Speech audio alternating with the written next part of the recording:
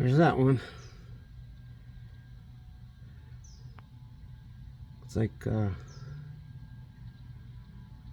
cylinder number 2.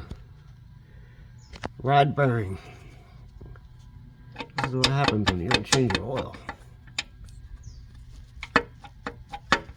And it goes. Yeah!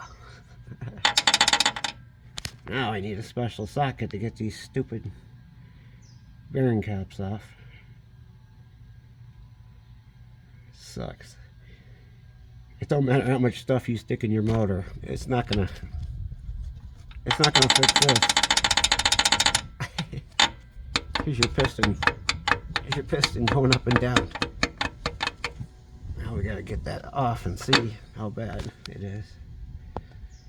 Oh well. At least we know what it is now.